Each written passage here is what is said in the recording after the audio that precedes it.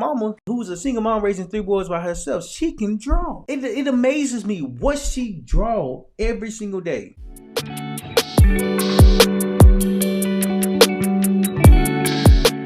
Whatever picture I see, I'm like, how did you do this? When you find your why gets discovered in new forms, in new ways of communicating, in new ways of being creative. When I knew I wanted something different, when I knew I wanted something more, when I knew I just wanted to help others, I had to become different. I had to discover my why. I had to retrain my mind and learn something more about myself. That's the next point I want to hit on, is that when you are discovering your why and you understand that it's already in you, you have to be willing to challenge your, no, not challenge yourself. It wasn't challenge yourself. You have to be willing to you have to be willing to it wasn't change. Was it change? I think it was change. I think you have to be willing to change what you think about yourself. Yeah. You have to be willing to change what you think about yourself. So I'm gonna write that right here. I'm gonna put a little arrow. Change what you think about yourself. You think about yourself. Think about what you think about yourself. And I'm gonna draw a little circle right there, and I'm gonna show the camera. Change what you think about yourself. Change what you think about yourself. And the reason why that's so important, because when you are finding yourself, when you are finding your why, when you are discovering what you would like to do, you have to understand that the thoughts that you have about yourself is destroying what you can become. It's eliminating what you can think, and it's limiting how you can get, because your why is always in you. Like, your why has always been in you, but understanding that there's a process that you have to go through to discover what this why actually is. You have to change what you talk about yourself. You have to change how you speak to yourself, because if you talk to yourself negatively, you're going to receive negative thoughts. You're going to receive negative actions. You're going to receive things that you don't really want. But when you talk negative about yourself, that's what you get. I said, oh, why is it that when you talk negative about yourself, why is it that bad things happen? I'm thinking, I've read this book. It was called Think and Grow Rich. And they said, I wasn't thinking of rich, but more, I think it was Think and Grow Rich, but they were speaking about law of attraction. They said law of attraction is not biased to good and or bad. Whatever you think will happen. Whatever you don't think won't happen. I said, oh, I got it.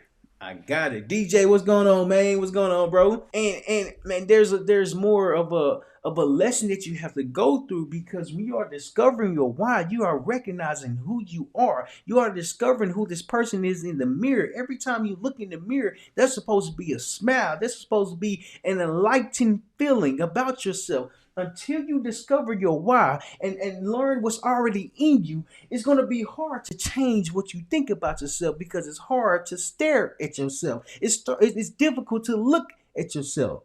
You see, Michael Jackson made a phenomenal song that says you have to start with the man in the mirror. Or the song was Man in the Mirror, but the reference was you have to start with the person that's looking inside of the mirror.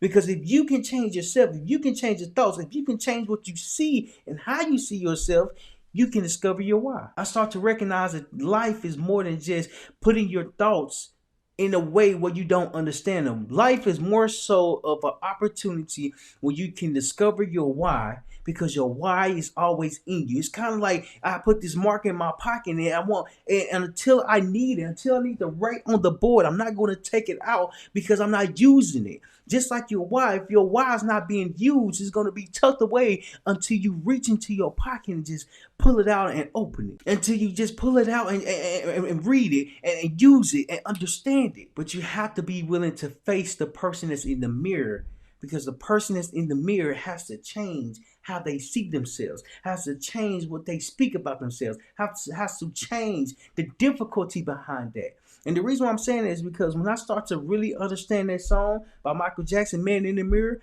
my why, when I discovered my why strengthened. It got stronger because I understood that there's more to life than me talking negative about myself. I had insecurities. I had things that I wasn't found of, that I wasn't proud of. But when I went through the process of learning how to speak positively about myself, to speak positively about my insecurities, like for instance, when I was 12 years old, I was missing a tooth.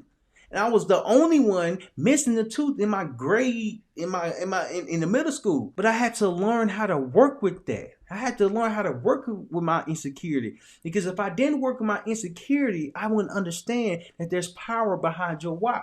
There's power behind your vulnerability. There's power behind everything that you're doing. But until you see yourself differently, until you look at yourself, you can't become different because there's something that you're not doing. There's something that you can't work on. There's something that you're not recognizing. I said, oh, got it. Just because I had an insecurity doesn't mean it's the end of the world. Just because you got an insecurity doesn't mean it's the end of the world. You see, your why has to be heavier than your insecurity because your why is going to push you forward. Your why is going to motivate you. Your why is going to encourage you. And until you get encouraged from your why, the things that you're doing today is wasted because you don't understand the importance behind the things that you're doing. I didn't understand the importance behind me picking up a camera, me pressing record, and me learning how to speak to a camera. Because fast forward a half a decade, I've been speaking in front of people. I've been discovering myself in front of others. I've been helping others in a public way because now I'm putting myself out there in a different place, in a different platform, in a different setting.